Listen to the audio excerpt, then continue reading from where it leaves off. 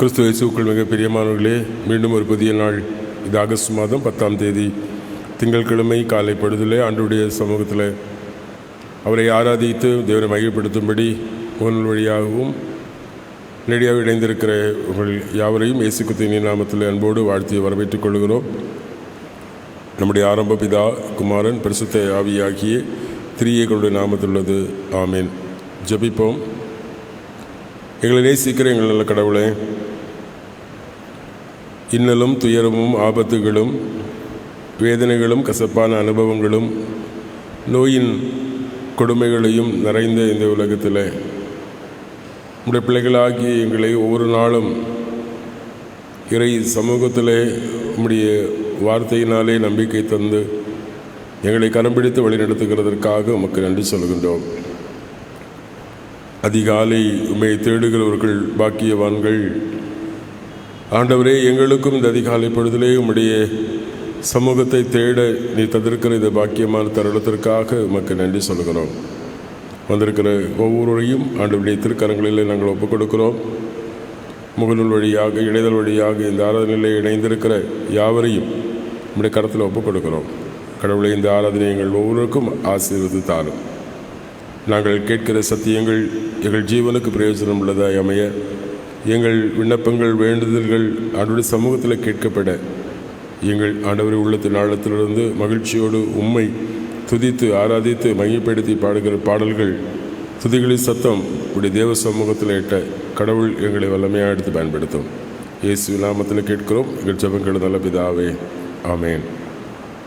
131வது பாடல்.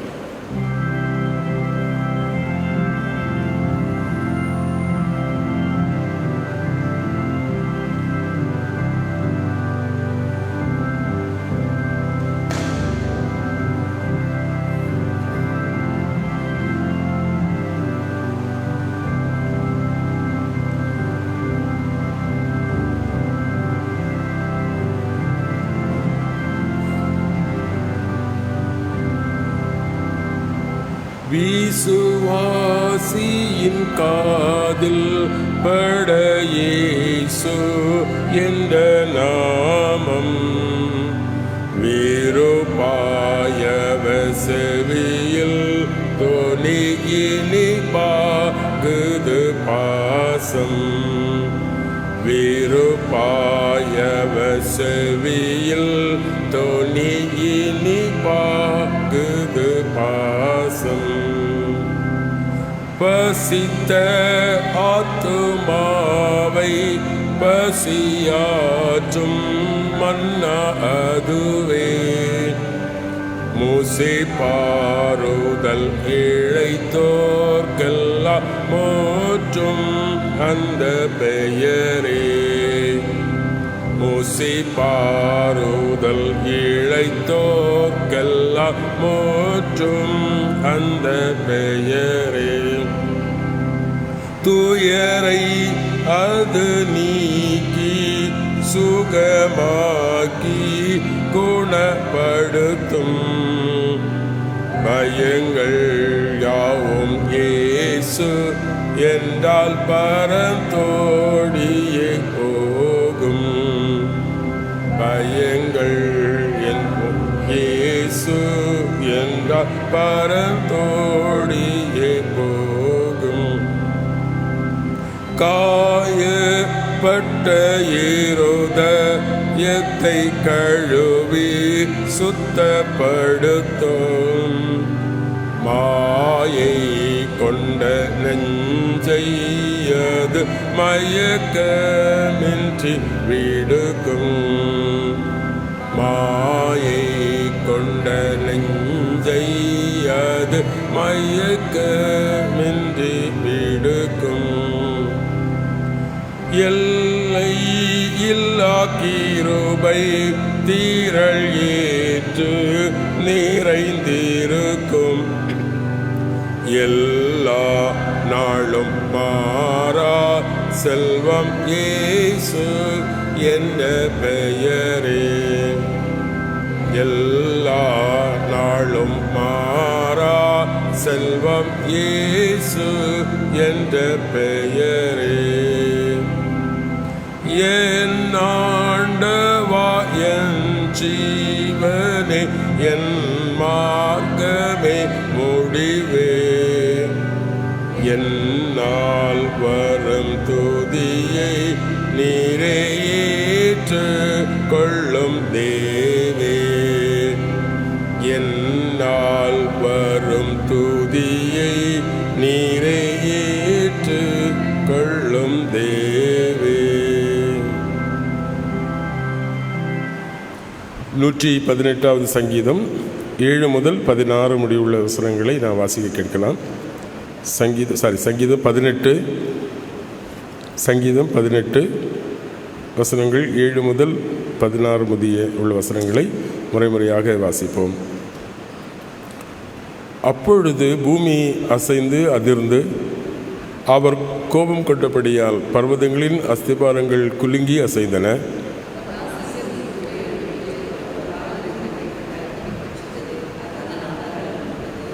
வானங்களை தாழ்த்தி இறங்கினார். காரிருள் அவர் பாதங்களின் கீழ் இருந்தது.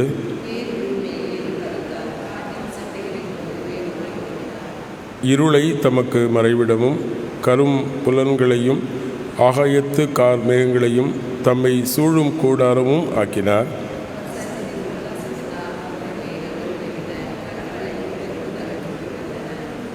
கர்த்தர் வானத்திலிருந்து குமரினார். உன்னதமானவர் தமது சத்தத்தை தொனிக்க பண்ணினார். கல்மழையும் நெருப்பு தடலும் பொழிந்தன.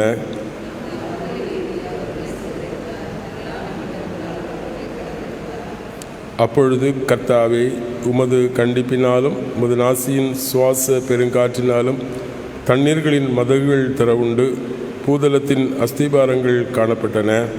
உயரத்திலிருந்து அவர் கையை நீட்டி என்னை பிடித்து ஜலப்பிரவாகத்திலிருந்து என்னை தூக்கிவிட்டார். பிதாவுக்கும் குமாரனுக்கும் பரிசுத்தாவிக்கும் மகிமை உண்டாவதாக, ஆதியிலும் இப்போதும் எப்போதுமான சதா காலங்களாக இருக்கிறபடியே ஆமேன். இந்த நாளிலே வாசிக்கப்படும்படி தெரிந்து கொண்ட முதலாவது வேத பகுதி பவுல் அப்போஸ்தலன் ரோம திருச்சபைக்கு எழுதின நிருபம் 10ஆம் அதிகாரம் 16 துவங்கி 21 முடிவுள்ள வசனங்கள். ரோமர் 10ஆம் அதிகாரம் வசனங்கள் 16 துவங்கி 21 முடிய.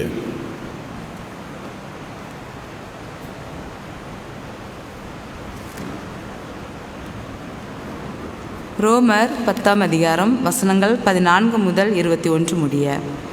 அவரை விசுவாசியாதவர்கள் எப்படி அவரை தொழுது கொள்வார்கள்? அவரை குறித்து கேள்விப்படாதவர்கள் எப்படி விசுவாசிப்பார்கள்? பிரசங்கிக்கிறவன் இல்லாவிட்டால் எப்படி கேள்விப்படுவார்கள்? அனுப்பப்படாவிட்டால் எப்படி பிரசங்கிப்பார்கள்? சமாதானத்தை கூறி நற்காரியங்களை சுவிசேஷமாய் அறிவிக்கிறவர்களுடைய பாதங்கள் எவ்வளவு அழகானவைகள் என்று எழுதியிருக்கிறதே. ஆனாலும் சுவிசேஷத்துக்கு எல்லாரும் கீழ்ப்படியவில்லை. அதை குறித்து ஏசாயா, கர்த்தாவே, எங்கள் மூலமாய் கேள்விப்பட்டதை விசுவாசித்தவன் யார் என்று சொல்லுகிறான்.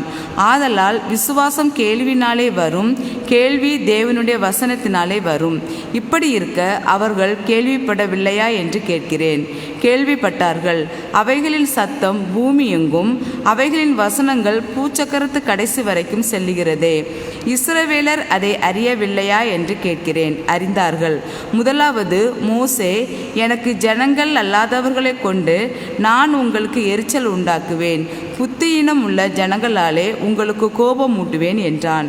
அல்லாமலும் ஏசாயா, என்னை தேடாதவர்களாலே கண்டறியப்பட்டேன், என்னை விசாரித்து கேளாதவர்களுக்கு வெளியரங்கமானேன் என்று தைரியம் கொண்டு சொல்லுகிறான். இஸ்ரவேலை குறித்தோ கீழ்ப்படியாதவர்களும் எதிர்த்து பேசுகிறவர்களுமாய் இருக்கிற ஜனங்களிடத்திற்கு நாள் முழுவதும் என் கைகளை நீட்டினேன் என்று அவன் சொல்லியிருக்கிறான் என்பதே.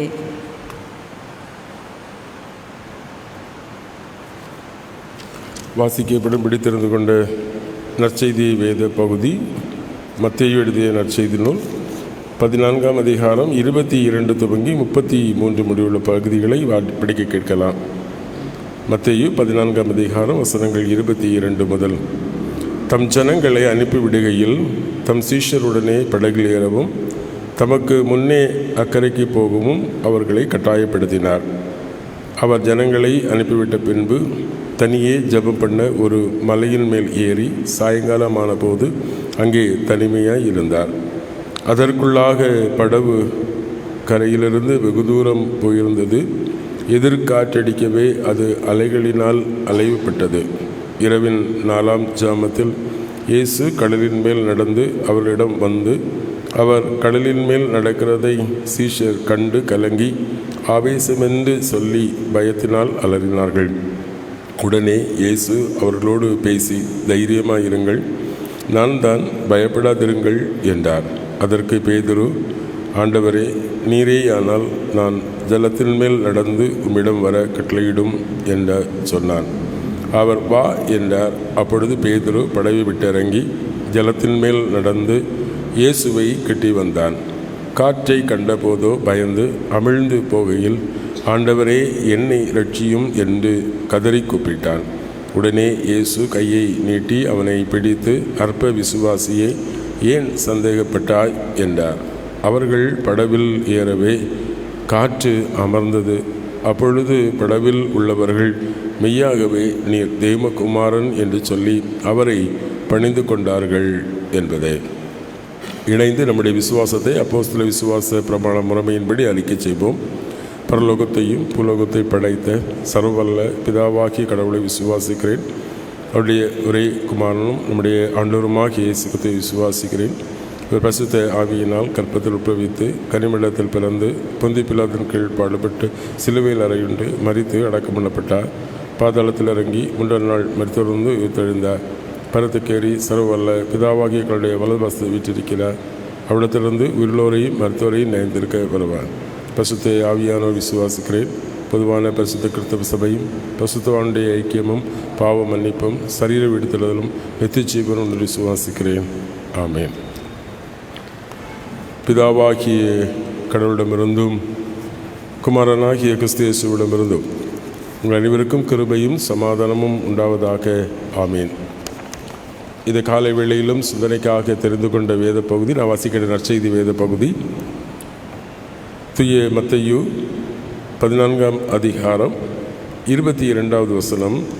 தாம் ஜனங்களை அனுப்பிவிடுகையில் தம் சீஷர் உடனே படவில் ஏறவும் தமக்கு முன்னே அக்கறைக்கு போகவும் அவர்களை கட்டாயப்படுத்தினார் என்பதை தலைவணங்கி செபிப்போம். எங்களை நேசிக்கிற நல்ல கடவுளை, இந்த கால வேளையிலும் உடைய வார்த்தைகளை சிந்திக்க நாங்கள் ஆயத்தப்படுகிறோம்.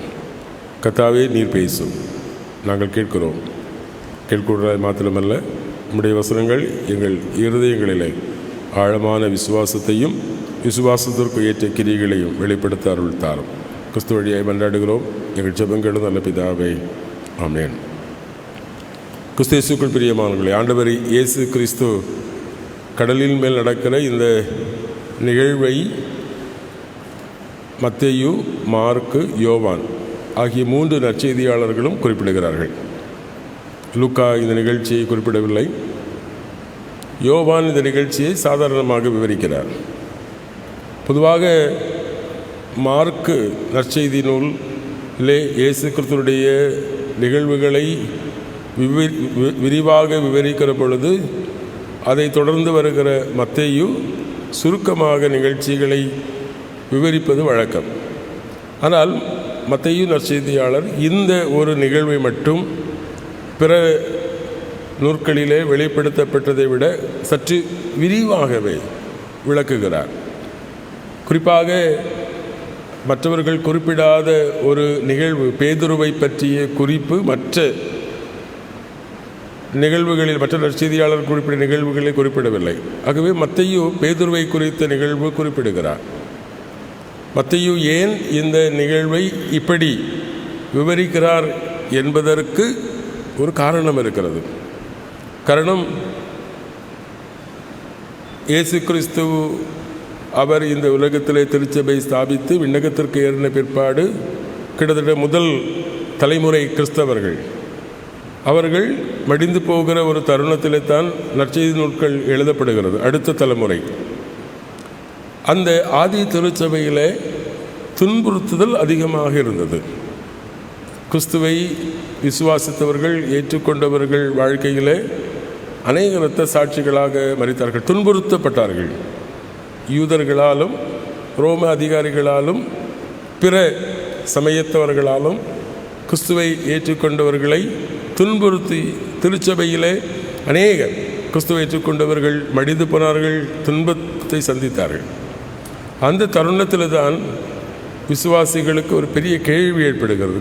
கிறிஸ்துவை பின்பற்றுவதனாலே தங்களுடைய வாழ்க்கையிலே இப்படிப்பட்ட துயரங்கள், இப்படிப்பட்ட அனுபவங்கள் வருகிறதே ஏன் என்கிற கேள்வி எழுந்தது. ஆரம்பத்திலே துன்புறுத்தலோடு மரித்தால் அல்லது கிறிஸ்துவுக்காக தன் ஜீவனை இழந்தால் பரலோகத்திலே வாழ்வு கிடைக்கும் என்கிற நம்பிக்கை ஆரம்பத்தில் இருந்தது. ஆனால் போக போக போக அந்த நம்பிக்கை ஆதி திருச்சபை விசுவாசிகள் இடத்திலே குறைந்து போகிறது. ஆகவே இந்த நிகழ்வை மத்தேயு நற்செய்தியாளர் திருச்சபை என்றால் என்ன, இறை அரசு என்றால் என்ன, கடவுளுடைய ஆளுகை எப்படிப்பட்டது என்பதை குறித்து விவரிக்கிறார். காரணம், ஆதி திருச்சபையிலே அவருடைய இரகசிய குறியீடு உண்டு. அந்த குறியீடின்படி, அவருடைய நம்பிக்கையின்படி படகு என்று சொன்னாலே அது திருச்சபையை குறிக்கிறது. ஆலயம், படகு என்ற உருவகம் ஆலயத்தை குறிக்கிறது. கடல் என்பது இந்த உலகத்தை குறிக்கிறது. கடலிலே படகு இருக்கிறது என்பது ஒரு கிறிஸ்தவ விசுவாச வாழ்க்கை, சாட்சியுள்ள வாழ்க்கையை மையப்படுத்திய சிந்தனை. அருமையானவர்களே, ஆண்டவர் இயேசு கிறிஸ்து சீஷர்களை அழகாக மத்தேயு வர்ணிக்கிறபொழுதுதான் இயேசு கிறிஸ்து படகிலே சீஷர்களை அமர்த்தி நீங்கள் அக்கறைக்கு போங்கள் என்று அவர்களை அனுப்புகிறார்கள். அந்த படகு கடலிலே பயணப்படுகிறது. படகு என்பது திருச்சபை.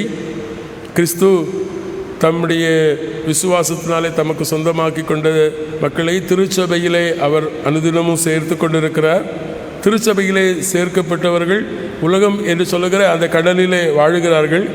வாழுகிற பொழுது துன்புறுத்தல், அச்சுறுத்தல், எப்படி புயல் போன்று, பெரும் கொந்தளிப்பு போன்று மரண தருணங்களும் மரண அனுபவங்களும் அவருடைய வாழ்க்கையில் ஏற்படுகிற பொழுது அவர்கள் பயந்து கலங்கி போகிறார்கள், விசுவாசத்திலே பதறி போகிறார்கள். ஆண்டவர் இயேசு கிறிஸ்து விண்ணுலகத்திலே சென்று அவர் மலையின் மேல் ஏறினார் என்பது மத்தேயுவிலே நான் வாசிக்கிறோம் அல்லது லூக்கால வாசிக்கிறோடு, அவர் விண்ணகத்துக்கு பின்பாக அவர் பரலோகத்திற்கு ஏறி போயிருந்து அங்கு இருந்து திருச்சபையை விசுவாசிகளை கவனிக்கிறார் என்பதை மத்தேயு குறிப்பிடுகிறார். அவர் பரலோகத்திற்கு ஏறினார், அங்கிருந்து மக்களை கவனித்து கொண்டிருக்கிறார். ஆகவே இந்த திருச்சபையிலே மத்தேயு இந்த பகுதிகளை சொல்லக்கூடிய முதலாவது காரணம், திருச்சபை என்பது நம்மை பாதுகாக்கின்ற ஒரு அரண் அல்ல. ஒருவேளை திருச்சபையிலே நாம் கடந்துவிட்டால் நாம் சேஃப், பாதுகாப்பு என்று எண்ண முடியாது. ஏனென்று சொன்னால் திருச்சபை என்பது உலகம் என்கிற கடலில் இருக்கிறது. ஆகவே எந்த தருணத்திலும் வேதனைகளும் கசப்பான அனுபவங்களும் துன்புறுத்தல்களும் வரும் என்பதை மத்தேயு இந்த பகுதியின் வழியாக விசுவாச சமூகத்திற்கு அடையாளப்படுத்துகிறார். அருமையானவர்களே, பல வேளைகளிலும் நாமும் அப்படிப்பட்ட ஒரு எண்ணம் இருக்குது. ஆண்டவரை நம்பி வாழுகிற பொழுது சுகமான வாழ்க்கை, சொகுசான வாழ்க்கை நம்முடைய வாழ்க்கையிலே ஆண்டவர் தருவார் என்கிற ஒரு தவறான சிந்தனை, எண்ணம் நமக்கு இருக்கிறது. கிறிஸ்துவை நம்பினால் நம்முடைய வாழ்க்கையில் பிரச்சனையே இல்லை என்று எண்ணுகிற ஒரு சமூக சூழல் இன்றைக்கும் இருக்கிறது. ஆனால் ஆதி திருச்சபை அல்லது திருமறை நமக்கு படிப்பிக்கு தருகிற நிச்சயமாக நாம் கடலிலே தான் பயணிக்கிறோம். இந்த திருச்சபை என்பது இந்த உலகத்திலே தான் இருக்கிறது. இந்த உலகம் என்பதிலே துயரங்கள் உண்டு, திருச்சபையை மூழ்கடிக்கக்கூடிய அனுபவங்கள் வரும், நம்முடைய உயிரை வேதனைப்படுத்துகிற அல்லது அச்சுறுத்துகின்ற சூழல்கள் ஏற்படும். இதெல்லாம் யதார்த்தம் என்பதை ஆண்டவர் நமக்கு சுட்டிச்சு. கிறிஸ்துவிலே துன்புறுத்தல் இல்லாமல் அல்லது வேதனை இல்லாத ஒரு வாழ்க்கை விசுவாசிகளுக்கு கிடையாது. நிச்சயமாக துயரங்களும் துன்புறுத்துகளும் ஆபத்துகளும் நிறைந்தது தான் விசுவாச வாழ்க்கை. அதுதான் சொல்ல, அதை ஏற்றுக்கொள்ளாதவர்கள் அற்ப விசுவாசம் உள்ளவர்கள். இரண்டாவதாக ஆண்டவர் நமக்கு தருகிற அழைப்பு படிப்பினை, இந்த உலகத்திலே படகு என்கிற திருச்சபையிலே அக்கறை என்கிற விண்ணக லோகத்திற்கு நம்மை வழிநடத்தும்படியாக கடவுள்தான் நம்மை இந்த படகிலே வைத்திருக்கிறார், இந்த திருச்சபையிலே வைத்திருக்கிறார். ஆகவே எத்தனை அச்சுறுத்தலும் எத்தனை பயங்கள் வந்தாலும் அவர் நம்மை பாதுகாப்பாய் பத்திரமாய் கரை சேர்ப்பதற்கு அவர் போதுமானவராக இருக்கிறார். அவர் தம்முடைய ஆவியானவர் என்கிற தேற்ற உதவியாளரை தந்து நம்மை விசுவாசத்தில் உறுதிப்படுத்தி வழிநடத்துகிறார். திரு வார்த்தையினாலும் திரு சாக்கிரமென்றுகளினாலும் நம்மில் இருக்கிற அற்ப விசுவாசங்களை களைந்து ஆரோக்கியமான விசுவாசத்திலே ஒவ்வொரு நாளும் நம்மை வழிநடத்துகிறார். அவர் நம்மை கண்காணிக்கிறவர்களால் அதை மத்தேயு சொல்லுகிற பொழுது அவர் சொல்லுவார், அழகாக அதை வர்ணிப்பார். இயேசு சீஷர்களை படகிலே ஏறி அக்கறைக்கு போகும்படி அவர்களை துரிதப்படுத்தினார் என்று சொல்கிறார். இந்த உலகத்தில் ஆதி திருச்சபை தான் இயேசு கிறிஸ்து திரும்ப வருவார். அப்போது அவரை சந்திப்பதற்கு நாம் இந்த உலகத்திலே வாழ்வதற்குரிய ஆயத்தத்தை தருகிறார். அது மாத்திரமல்ல, மத்தேயு குறிப்பிடுகிற பொழுது ஆண்டவர் இயேசு கிறிஸ்து அவர்களை கடலிலே அனுப்பிவிட்டு அவர் மலையின் மேல் ஏறி தனித்திருந்து ஜெபம் பண்ணினார் என்று சொல்லுகிறார்.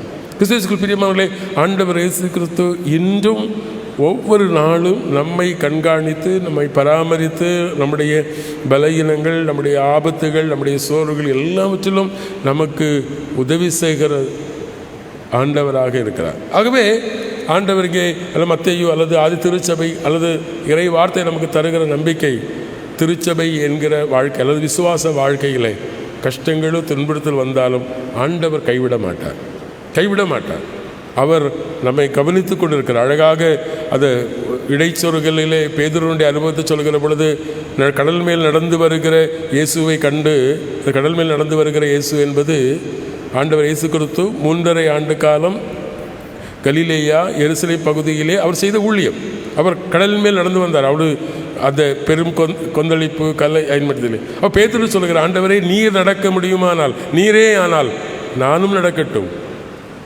அது திருச்சபைக்கு ஆண்டு தர அழைப்பு. கிறிஸ்து எப்படி இந்த துன்புறுகிற சமூகத்திலே அவர் தம் இறைப்பணி ஆற்றினாரோ அதே போல திருச்சபை என்கிற அந்த சேஃபான பாதுகாப்பான இடத்தில் அல்ல, நாம் சமூகத்திலே, கடலிலே, நாம் மக்கள் மத்தியிலே இறங்கி ஆண்டவர் இயேசு கிறிஸ்து நமக்கு காண்பித்த பணியை செய்யணும்.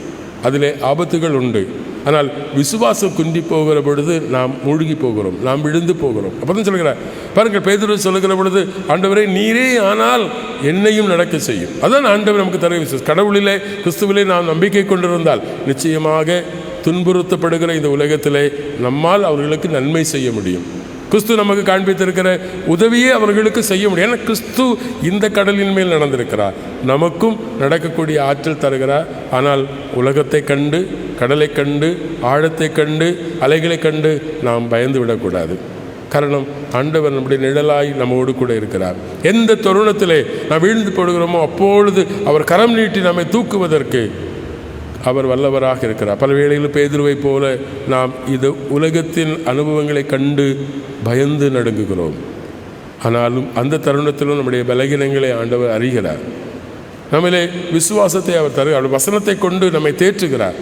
அவர் நம்மேல் கண்ணும் கருத்துமாக இருக்கிற ஆண்டவர் ஒருவர் இருக்கிறார். ஆகவே அழகாக மத்தேயு சொல்லுகிற பொழுது அவர் சொல்லுகிறார், அவர் கரம் பிடித்து தூக்கி பேதுருவையும் அழைக்கிறார். ஆகவே மூன்றாவதாக ஆண்டவர் இயேசு கிறிஸ்துவினுடைய நிகழ்வை குறித்து மத்திய இருக்கிற பொழுது, ஆண்டவர் இயேசு கிறிஸ்து கடல் மேல் நடந்து வருகிற பொழுது சீஷர்கள் பயந்து ஆவேசம் என்று நம்பினார்கள். ஆனால் ஆண்டவர் இயேசு கிறிஸ்து நான் தான் என்று சொல்லுகிறார். இன்றைக்கு திருச்சபையிலே கிறிஸ்துவை கரித்த புரட்டான அல்லது பொய்யான போதகங்கள் இந்த இடத்துல வருகிறது. கிறிஸ்துவை போல இருக்கிற, கிறிஸ்துவையால் ஏமாற்றப்படுகிற அனுபவங்கள் இருக்கிறது. அந்த தருணங்களிலும் இயேசு, அவருடைய வசனம், சத்தியம், இதை நாம் கேள்வி பெற வேண்டும். அழகாக நான் வாசிக்கிற நிருப பகுதி ரோமர் 10ஆம் அதிகாரத்திலே பவுல் குறிப்பிடுகிற பொழுது அந்த வசனத்தில் சொல்லுகிறார், கேள்வினால் விசுவாசம் கேள்வினால் வரும், கேள்வி வசனத்தை கேட்கிற வசனத்தில் வரும், வசனம் பிரசங்கிக்கப்படுகிறனாலே அவர்களுக்கு விசுவாசம் வருகிறது. ஆனால் யூதர்களுக்குள் அந்த விசுவாசத்தை காணவில்லை என்று மோசையும் சொல்லுகிறான். அதே போல் எசையா இறைவாக்கினரும் சொல்லுகிறார். கடவுள் அவருடைய வார்த்தை சொல்லப்படுகிறது, நீ கீழ்ப்படியாத இஸ்ரவேல் சந்ததியே, மனம் மாறாத சினமே, உன்னை கடவுள் உன்னுடைய பலகீனங்களை அறிந்து, உன்னுடைய குறைகளை அறிந்து உனக்கு உதவிக்கரம் நீட்டுகிறவராக இருக்கிறார். இந்த உலகத்திலே நாம் எவ்வளவுதான் அவருடைய திருச்சபை என்கிற படகிலே கிறிஸ்துவோடு நாம் பயணித்தாலும் நம்முடைய வாழ்க்கையிலே விசுவாசத்திலே நாமும் பலகீனமர்களாக இருக்கிறோம். பேதுருவை போல, பேதுருவுக்கு கூட அற்ப விசுவாசம் சீஷர்களுக்கு இருந்தது. அதே போல நாமும் விசுவாசத்திலே குன்றினவர்கள் தான். ஆனால் ஆண்டவர் எப்பொழுதெல்லாம் நாம் விசுவாசத்தில் தடுமாறுகிறோமோ, பதறுகிறோமோ, அப்பொழுது ஆண்டவர் நமக்கு கூட இருந்து சத்தியத்தை நமக்கு போதித்து சத்தியத்தை உணர்ந்தவர்களாய் வாழ்வதற்குரிய ஆற்றலை தருகிறார். கடைசியாக மத்தேயு சொல்லுகிற பொழுது, படகு ஆண்டவர் இயேசு கிறிஸ்து அந்த படகுல ஏறின பிற்பாடு தான் அமைதி உண்டாயிற்று. இயேசு அந்த கடலில் நடந்து வருகிற பொழுதும் புயல் வீசிக்கொண்டிருந்தது. பேதுரு கடலில் இறங்கின பொழுதும் புயலும் வீசிக்கொண்டிருந்தது. எப்பொழுது இயேசு அந்த படகிலே ஏறினாரோ, அழகாக அது மத்தேயு குறிப்பிடுகிற பொழுது அவர் சொல்லுகிற பொழுது அவர் சொல்லுகிறார், நாம் வாசிக்கிற பொழுது 32 வசனம், அவர்கள் படவில் ஏறவே காற்று அமர்ந்தது. இயேசுவும் பேதுரு அந்த படகுல ஏறின பொழுது காற்று. அருமையானவர்களே, நம் கடவுளிலே நம்பிக்கை கொண்டு நாம் நல்ல விசுவாசத்தோடு நம்பிக்கையோடு எதிர்நோக்கி வாழ்கிற பொழுது நம் நிமித்தமாக நாம் வாழுகிற சமூகம், திருச்சபை, குடும்பம் எதுவாக இருக்கட்டும், அங்கே ஒரு சமாதானத்தை ஏற்படுத்த முடியும். நாம் கடவுள் கொண்டிருக்கிற நம்பிக்கை ஒரு அமைதியான ஒரு சூழலை எந்த தருணத்திலும், புயல் வீசுகிற தருணத்திலும் ஏற்படுத்த முடியும் என்பதற்கு இந்த பகுதி ஒரு சான்று. அதை முடிக்கிற பொழுது அடுத்த வசனம் தான் முக்கியமாக இருக்கும். பாருங்கள், 33 வசனம் சொல்கிறார், அப்பொழுது படகில் உள்ளவர்கள் மெய்யாகவே நீர் தேவகுமாரன் என்று சொல்லி அவரை பணிந்து கொண்டார்கள் என்று சொல்கிறார். இன்றைக்கு திருச்சபை என்கிற படகிலே கிறிஸ்துவோடு பயணிக்கிற நாம் ஆண்டவரை ஆராதிக்கிற உண்மையான விசுவாசத்தையும் சாட்சி ஜீவியத்தை வெளிப்படுத்துகிற ஒரு விசுவாச சமூகமாக நாம் காணப்பட ஆண்டவர் நம்மை அழைக்கிறார். அவரை ஆராதிக்கிற ஒரு சமூகம், அதான் ஆண்டவர் இந்த திருச்சபைக்கு தந்திருக்கிற மிகப்பெரிய ஒரு பொறுப்பு. அவரை நாம் ஆராதிப்பதன் வழியாக நம்முடைய அற்ப விசுவாசங்களை களைகிறோம். அவரை ஆராதிப்பதன் வழியாக நம்முடைய வாழ்க்கையில் நாம் சந்திக்கிற துன்புறுத்தல்களை எதிர்கொள்ளுகிறோம். அவரை ஆராதிப்பதன் வழியாக நாம் வாழுகிற சமூகத்திலே அமைதியும் சமாதானத்தையும் நாம் ஏற்படுத்துகிறோம். ஆகவே திருச்சபை விசுவாச சமூகம் என்கிற நமக்கு கடவுள் தந்திருக்கிற இந்த உன்னதமான அழைப்பை, வா என்று அழைக்கிற, கரம் நீட்டி நம்மை அழைக்கிற அந்த கிறிஸ்துவின் அழைப்பை ஏற்று அவரோடு அவருடைய திருச்சபையிலே அவரை ஆராதித்து பணிந்து கொண்டு வாழ்வதற்கு தூயாவியானவர் நம்ம ஊருக்குள்ளே கிரியை செய்வாராக. ஆமீன். எல்லா புத்திக்குமே நான் தெய்வீக சமாதானம் உங்கள் நினைவுகளை சிந்தனைகளையும் கிறிஸ்து இயேசுவுக்குள் காத்து வழி நடத்துவாராக. ஆமீன். மீண்டும் 367வது பாடலை பாடுவோம்.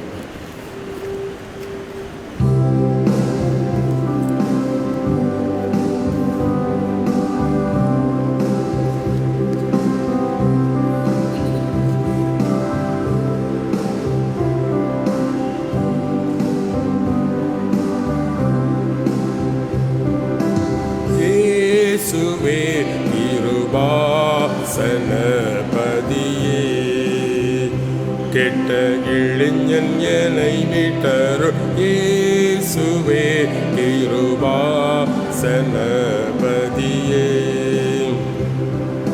காசினியில் உன்னை அன்றி தாசன் என காதரவு கண்டிலேன் சருவ வல்ல மண்டலாதிபா.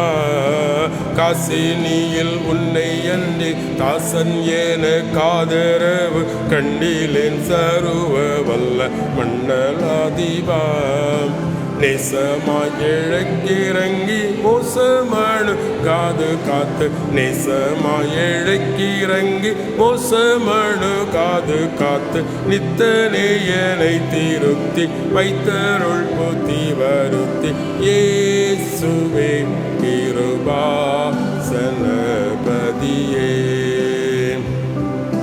பொல்லா உலகமதில் நல்லார் எவரும் இல்லை, புண்ணியனே உன் சரணம் நன்னியண்டினே. பொல்லா உலகமதில் நல்லார் எவரும் இல்லை, புண்ணியனே உன் சரணம் நன்னியண்டினே. எல்லாருக்கும் எல்லாம் நீ அல்லோ எனக்கு உதவி, எல்லாருக்கும் எல்லாம் நீ அல்லோ எனக்கு உதவி. இந்நாள் அருள் புரிந்து உம்மாவியை சொரிந்து இயேசுவே கிருபாசனபதியே, கெட்ட இழிஞன் என்னை மீட்டருள் இயேசுவே கிருபாசனபதி.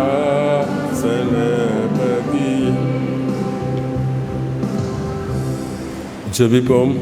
அன்பு நிறைந்த எங்கள் நல்ல கடவுளே, நம்பிக்கை நிறைந்த விசுவாச சமூகமாக படகு என்கிற உம்முடைய திருச்சபையிலே மீட்கப்பட்ட அனுபவத்தோடு இது உலகத்திலே உம்மோடு இணைந்து பயணிக்க ஆண்டவர் ஒவ்வொரு நாளும் நீர் கிருபையாய் தருகிற ஜீவனுள்ள வார்த்தைகளுக்காக நன்றியோடு ஸ்தோத்திரிக்கிறோம்.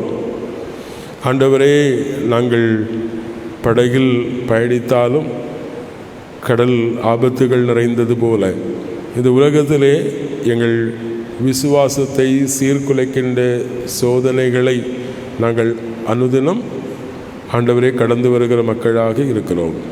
ஆனாலும் தேவரீர் ஒருபொழுதும் சோதனைகள் எங்களை மேற்கொள்ளாதபடி விசுவாசத்தினாலே தேவரீர் நாங்கள் எல்லா சோதனைகளையும் மேற்கொண்டு நாங்கள் கிறிஸ்துவுக்கு சாட்சியாய் வாழ்வதற்கு அருள் தாரும்.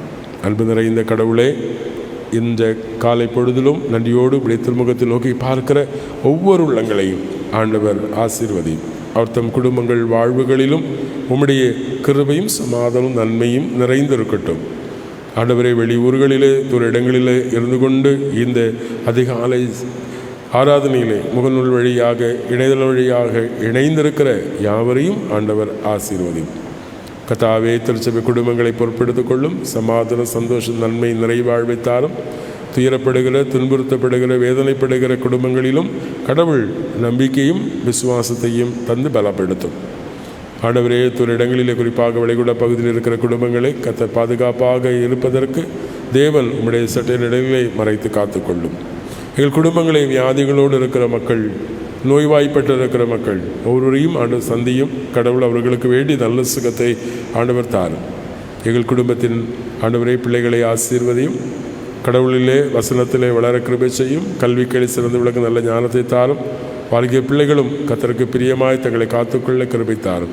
வயோதிக பெற்றோர்களிலும் முதிர் வயதிலும் கடவுளுடைய துணையும் பாதுகாப்பு பராமரிப்பையும் குடும்பத்தின் பிள்ளைகள் வழியாக தந்து ஆண்டவர் ஆசீர்வதியும். இந்த நாள் முழுவதும் கர்த்தரை பொறுப்பெடுத்துக் கொள்ளும். மேற்கொள்ளுகிற பயணங்களிலே நிற்குடையிலும் பிள்ளைகளுடைய கல்வி வாழ்வுகளை ஆசீர்வதியும். அவருடைய உழைப்பு தொழில் ஆண்டவரே முன்னெடுக்கிற முயற்சிகள் அனைத்தையும் கர்த்தர் வாய்க்க செய்து ஆசீர்வதியும். இன்றும் தங்கள் பிறந்த தினங்கள் மற்றும் திருமண தினங்களை நினைந்து ஆண்டவருக்கு நன்றி சொல்லுகிற கொண்டாடி மகிழ்கிற ஒவ்வொருவரையும் உடைய கரத்திலே தருகிறோம். கடவுள் தருகிற புதிய வருடம் அவர் தம் வாழ்வுகளிலும் குடும்பங்களிலும் உறவுகளிலும் ஆசீர்வாதமும் சந்தோஷமும் நன்மையும் நிறைந்திருக்க ஆண்டவர் நிற்கிறப்பை தர ஒரு வளமான ஒரு புதிய வருடத்தை தந்து அவர்கள் நிமித்தமாய் குடும்பம் ஆசீர்வதிக்கப்பட தேவன் நிற்கிறப்பை செய்ய எல்லா பாக்கிய நன்மைகளை தாரும். தங்கள் அன்பானவர்களை இழந்து துயரிட்டிருக்கிற குடும்பங்களுக்கு ஆறுதலையும் சமாதானத்தையும் ஆண்டவர் தாரும். குறிப்பாக ஆண்டவரே, அருமையார் தாய் திருமதி ரெங்காபாய் பெனோனி அவர்கள் நேற்று தினம் அதிகாலையிலே இந்த உலக வாழ்வை நிறைவு செய்து நித்திய இளைப்பாறுதலுக்குள் பிரவேசித்திருக்கிறார்கள்.